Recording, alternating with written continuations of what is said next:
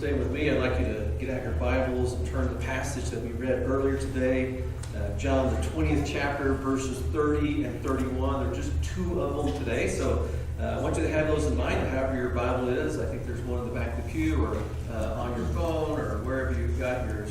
You know, one Christmas morning from my childhood memory stands out for me more than all the others.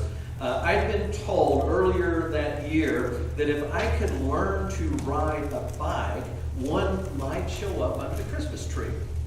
And so I was still young enough that I believed that kind of thing could really happen. And so I was determined to learn to ride a bike. Now, part of the story for me is, and I'm not sure why it was going on with me, but I had a really hard time learning how to ride a bike.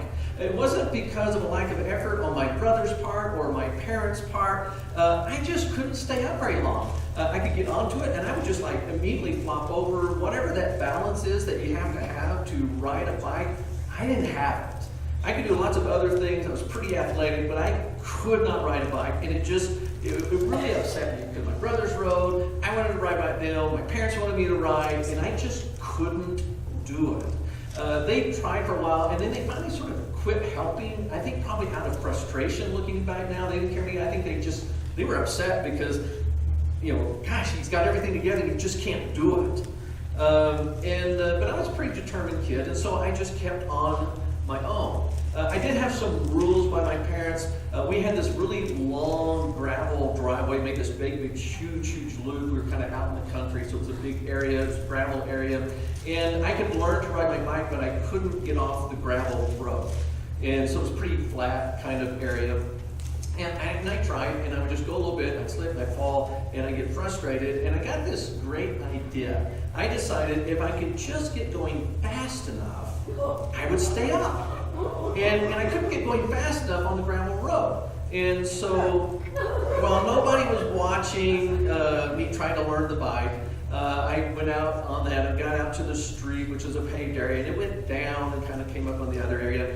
And so I just run alongside of it, and I'd jump up onto it and would immediately fall and crash. And so a little at a time, I got better. I could jump on it, stay a little longer, jump on it, stay a little longer. And I got right to go all the way down until it started going up the other side. But as soon as I lost momentum, I was just flop over. And so I was, learning how to coast anyways, and doing pretty good.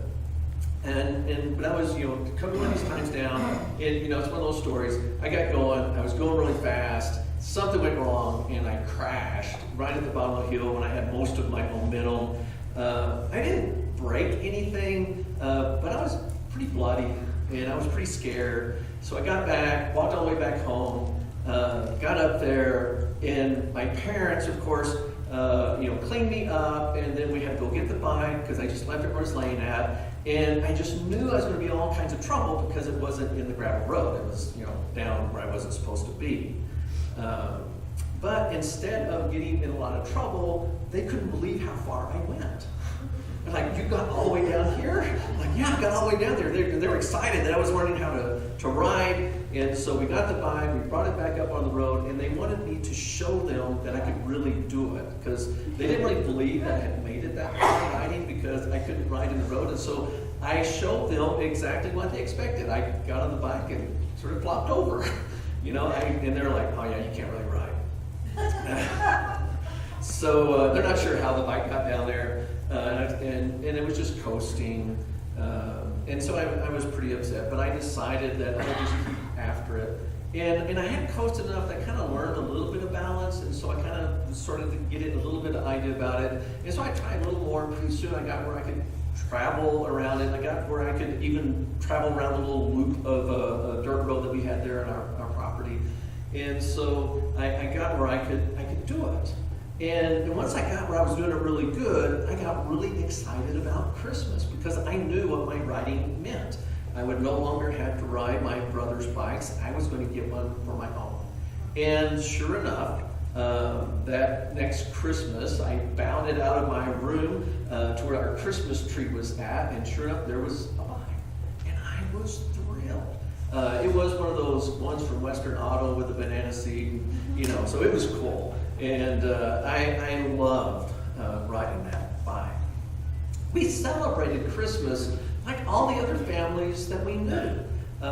We had trees, we had presents, we had expectations, we had hopes. We had Santa that showed up with presents.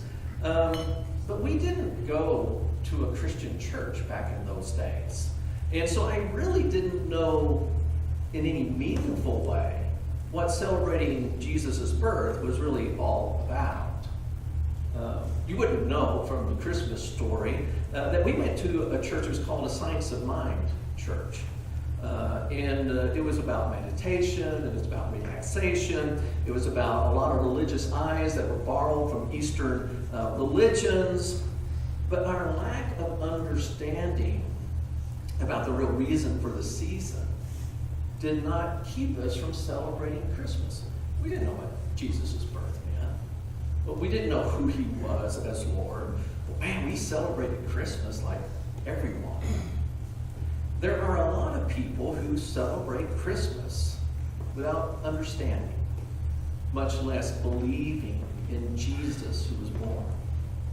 But I want you to understand that the opposite is also true. You can believe in Jesus without celebrating or even understanding Christmas.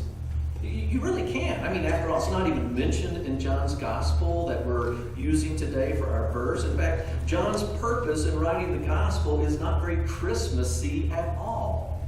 He stated his purpose not after reporting anything related to Jesus' birth, but whenever recalling an event that took place 8 days after Jesus' resurrection. It was on the occasion when Thomas's doubts about Jesus' resurrection were finally and completely laid to rest. We know that story. We recall how Thomas wasn't with the other disciples on that day whenever Jesus was resurrected. We don't know why he wasn't there. We don't know where he was at. We didn't know how long he was gone. We just know that when Thomas finally shows back and meets up with the other disciples, Jesus is already long gone, and the rest of the disciples are saying, hey man, you missed it. Jesus showed up, the resurrected Jesus. He was here. And they keep going on and on and on about it, and Thomas just refuses to believe. He even declares that he would never believe these other disciples, no matter how fervent they were, unless he actually sees himself. But even if he were to see Jesus as those other disciples claimed they had done, Thomas says, I'm not even going to trust my own eyes. I can't trust you. I can't even trust my eyes if I ever see him. I'm going to have to touch him with my own hands. I'm going to have to touch those wounds and see him, because I don't want to be fooled. I mean, it could be some ghost, some spirit, some angel, someone dressed up that looked like Jesus. I want to make sure it's really the Jesus who died on the cross. That's why I'm told Thomas wanted to examine Jesus' wounds so carefully. He was really the original cynic. But Thomas's self-proclaimed requirements for his own faith didn't stop the other disciples from continuing their excitement and their overflowing, their going on and on and on about their having seen the resurrected Jesus. I mean, after all, they hadn't really seen him, so what else would they say to Thomas? And they certainly would have kept that kind of experience to themselves. I mean, if you really saw the resurrected Jesus, you'd be excited about it, and you'd be talking about it. But Thomas refuses to believe. But his refusal doesn't change the truth of Jesus' resurrection. Jesus had risen from the dead. He just didn't believe it. Even so, Thomas couldn't bring himself to trust his fellow disciples. He'd lived life with them for 3 years. He had seen amazing things, impossible things himself. But when it came to this one, he just couldn't believe their testimony. Even if it was something that Jesus had told them was going to happen, which Jesus did. Thomas was there when he said, hey, this is going to happen, in advance of it happening. He must have been thinking about that. He must have understood those words that Jesus has said, but even recalling those words weren't enough to get him to believe. But it's that 8th day later, when they're all together again, and Jesus shows up, and he's with everyone else for the experience. John says after after greeting them, the resurrected Lord immediately confronts Thomas. He actually uses the language of imperative in the Greek, that is command kind of language. He commands Thomas to do the very things that he said he'd have to do in order to believe. He goes, oh, you set the requirements. Okay, I'm commanding you. You do what you say you have to do. And Jesus actually says, reach your fingers in here. Put your hands into my side. But Thomas is reported never to have done those things, because in that moment of being right there with Jesus, he realizes he doesn't really need to. It is the Jesus who was on the cross. But Jesus finishes that command language to Thomas with these words: do not be unbelieving, but believing. And John tells us that Thomas made this transformation from being an unbeliever to a believer in that single moment. And it was evidenced by Thomas's declaration, my Lord and my God. Jesus was no longer this person, but now he had this relationship and understanding that Jesus was who he claimed to be all along. It's at this point in the story where things sort of take on this unexpected twist. Jesus asked Thomas, because you have seen me, have you believed? And then he tells Thomas, blessed are they who did not see and believed. Evidently, Thomas wasn't the only person the other disciples had been sharing their good news with, that they had seen the resurrected Jesus. And some of those other people had believed them, even though they hadn't seen Jesus, unlike Thomas. But these were only the beginning of those who would enjoy the blessing that Jesus talked about. The term translated blessing in verse 29, if you're backing up to catch where I am in this versions that we're talking about, actually simply means to be happy.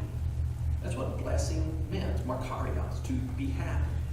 It's the sort of happiness that comes not because you've done something to make yourself feel good, but because God has taken notice of what you've done and he has done something to make you feel good.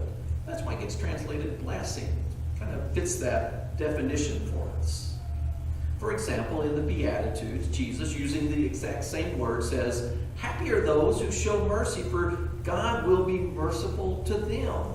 Matthew 5:7. And yes, God's mercy will put a smile on your face when you experience it.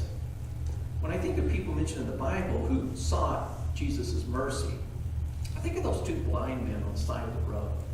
Jesus is going along, and there's so many people, there's just a super thick crowd. And as they're going through, these blind men realize it's Jesus, and they cry out, Kyrie eleison, Lord, have mercy on us. And Jesus stops. The apostles are going, hey, you guys leave Jesus alone. He's got places to be and people to see and you know, go off to the side. But they're insistent. They just keep calling out for mercy. And Jesus finally goes over to them and he asks them, what is it that you want? What do you want? Boy, wouldn't you like to have Jesus ask you that question? What is it that you want? And they say, we want to see. And so Jesus grants them sight. And they go away happy. They're blessed. They've encountered something that God has done for them. And they have that happiness in their lives because of what he has done. There's also this other story about blessing.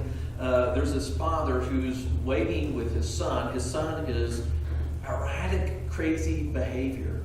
He's actually referred to as being a lunatic. They didn't know what was going on with him. Thought maybe it had something to do with the moon. They can't figure it out, but he's throwing himself in the fire. He's cutting himself. He's just doing this crazy, crazy behavior. And the dad is sick. What do I do for my kid? And so he takes him to Jesus' disciples, and they can't do anything. And Jesus is up on the mountain with a couple of other of the disciples having some mountaintop experience. And the son is just waiting for them. And finally, Jesus comes down. And when he gets there, he just says, man, Lord, have mercy on my son. And like the blind man, he says, well, what do you want me to do? And so he says, describes, this is what's going on, my son. I want you to do something so it stops.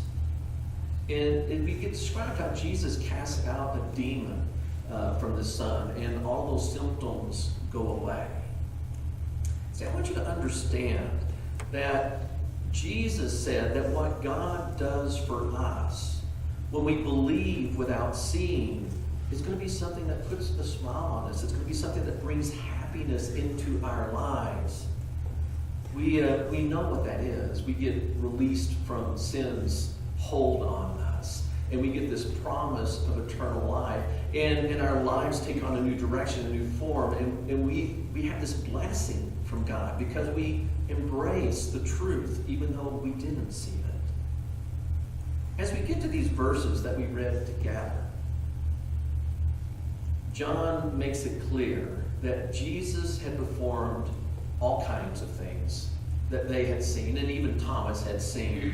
Signs that weren't included in his gospel. In fact, he says, if we were to try and record all the things that Jesus did, there wouldn't be a place in the whole world for it. Of course, when I read through those verses again, preparing for the sermon, I thought, man, that's because they didn't have Amazon. surely, they could have saved some of those stories for us. But we don't get any of those other stories. We're just left to imagine that he did the same kinds of things that are reported in the Gospels. But the ones that John included in his Gospel, he believed would be enough for anyone to read them, and they would come to the understanding that Jesus is the Christ, the Son of God. It was John's hope that in believing, they would then have that blessing that would release them from sin, and they would have life, that life eternal. It really was John's hope that they might do so, unlike Thomas, without seeing. But despite all the signs that John included to convince people of Jesus' identity and purpose, he didn't record anything about Jesus' birth. And isn't that what we sort of celebrate this time of year, right? We spend a whole month getting ready for his coming. We do all kinds of decorations. We have all kinds of special things going on in our lives to celebrate his birth. But John doesn't mention it, which sort of just affirms to me that you can come to saving faith without knowing anything about Christmas, other than knowing that Jesus was God's one and only Son, who gave his life as a ransom for us. It was those other apostles, not John. It was Luke and Matthew who preserved the story of Jesus. And believe it or not, neither of them, neither Matthew nor Mark, saw the events that they preserved. They talked to people who were eyewitnesses of it.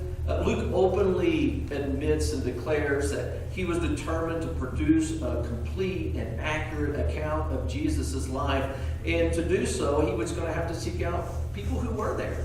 He would have to find eyewitnesses, and he would have to talk to them, and he'd have to record their stories, and he was going to put it all together so that someone else could hear it and hear the truth about what happened to Jesus, what all of his life was like. It was sort of like getting a security clearance. But they went all the way back to his birth. We don't know the rest of that story, but we're going to ask all these people and find out the truth of the matter. They were ready to go. If the people were around, they'd talk to the people. If the people weren't around, they'd talk to the records and look at the records they left behind. Some of them were written down. Some of them were still just being shared from one person to the next. And they collected all those things, and they sort of vetted through all those things, and they put them together, and they said, hey, this is what we got now. This is the truth about it. Which means that Luke would even have talked to Mary herself. I mean, that would have been a great interview, don't you think? Hey, Mary, what was it like?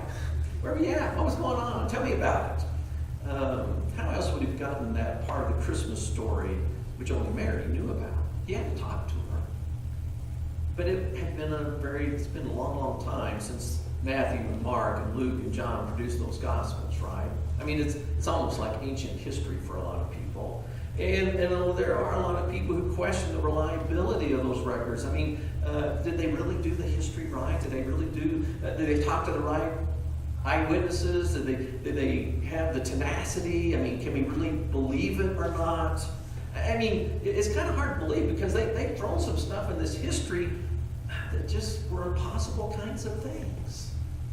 I mean, even in John's gospel, we didn't talk about Mary's virgin birth. I mean, he talked about water turning into wine and the blind men seeing instantly and the 5,000 people being fed with a couple of loaves and some fish. He walked on water. I mean, people don't do that kind of thing. And man, can you really believe a history that's full of stuff like that? In God we trust. All others pay cash. You might not know that, but that's the title to the book that the Christmas story, the movie that everybody raves about, is based on. Just thought I'd throw it out there. But in God we trust, all others pay cash was a common phrase back in the middle 20th century. I know some of you guys are still around back then, but I'm just going to refer to it that way. Back in the middle of the 20th century. It's still pretty popular today. And it was often posted back in the day in stores next to the cash register to express that they didn't take credit or checks. They only took cash. It was considered sort of a humorous way to declare that they really didn't trust their customers anymore. They had taken too many checks in the past that had bounced, so they didn't get paid for the items that were taken. And you can only do business like that for so long. And credit back then was a little different than credit is today. They didn't have cards and stuff that they swipe and you just get it. Back then, credit meant that a merchant would keep a list of all the things that you took, and they would trust you to come back later to pay for it. And too many people never returned to pay for it. And so you just can't do business that way. They learned that people are not really reliable. You can't really trust them. They lost their trust. But to be honest, I don't know if merchants ever really trusted God either, even though they said, God, we trust, and it's on our money and things like that.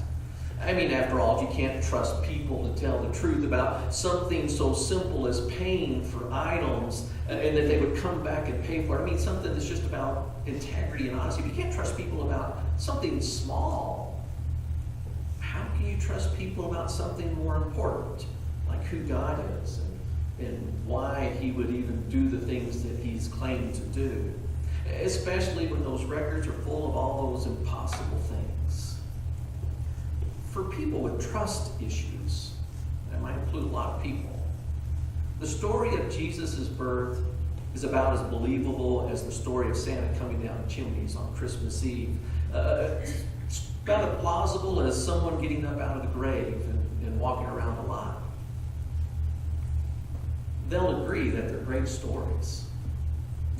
They make for fun celebrations. But like Thomas, they're just not willing to believe them unless they can verify these gospel events for themselves. And since there's no way to go back in time to verify them, they can't do that. There's no way to experience the risen Lord, right? It's no surprise that Jesus told Thomas, happy are those who did not see and believed. They're happy because God has seen their faith and he has done something for them, as I said earlier, to make them feel good. He has set them free from that bondage. He has put the hope of eternal life in their lives, and their lives transformed and changed for the better, just as our lives have done for those of us who have believed without seeing. And as we get to Christmas time, we are simply declaring that we're among all of those people who do believe without seeing. We believe in the miracles that we read about. We think that the Gospels hold the truth. And when we encounter them, we're saying, yeah, that's the way it took place. We may not have seen what took place in Bethlehem, but we embrace those stories. And we say, yeah, that's the truth of it. Those eyewitnesses through the Gospels are declaring to us that they have seen the Lord and all that he has done in the same way that those other disciples were proclaiming to Thomas that they had seen the Lord. And we are in Thomas's shoes. Do we believe them? Or do we say, no, I can't accept it? Will we accept the gospel writers and what they preserved as true, or will we reject it? only to find out later, as did Thomas, that it was really true after all. You see, that's the scenario. It's not that if you reject it, is it true or not? It's that if you're really in Thomas's shoes and you reject it, you find out later that it was true when you see Jesus. And the next time we're going to see Jesus in the same way that Thomas saw him? At his second coming.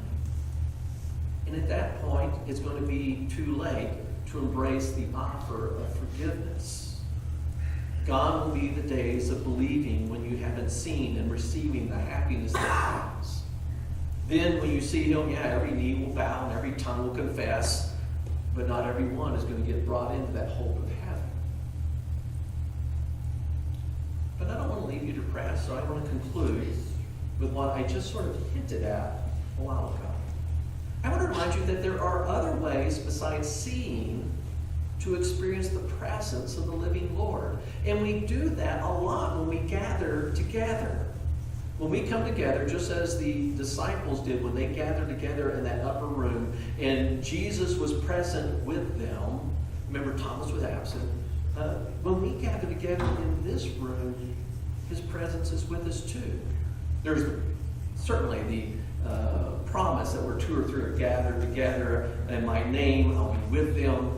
But he's also present in the things that we do when we gather together. He's present in our praises. He inhabits them. He's present in the time that we share in the Lord's Supper whenever we recall his death, burial, and resurrection. He's present whenever in our services we have someone respond to the Lord and they're united with him in baptism, and they go through that death and that resurrection and they receive the Spirit. He's present whenever his word is proclaimed and we hear it. He's present whenever his Spirit dwells within us and it makes itself known through his gifts and his talents and the things that we do together. He's present whenever we become his hands and his feet and we serve those around us. He's present with us. And we ought to be able to see it. It's not the same kind of presence that Thomas saw, but it has the same kind of impact. It's part of the reason we often invite people to come and join us here. Because sometimes when people don't join us here, they're out somewhere else like Thomas was, and they come together and we're kind of like, man, you should have been there.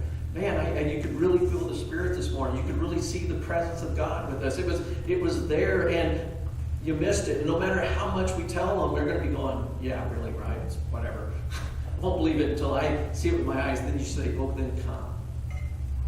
Then come and be with us so that you can be in that place where God is present. And you can have that experience of knowing and encountering him. We're going to be having a hymn of invitation today. And I want to invite you to embrace the presence of Christ in your life and the presence of Christ when we gather together. And I want to encourage you to invite others to join us so that they can see that the Lord is alive and well and risen, that they might see him and believe and have that same hope, that same goodness, that same blessing that we enjoy. Would you please stand?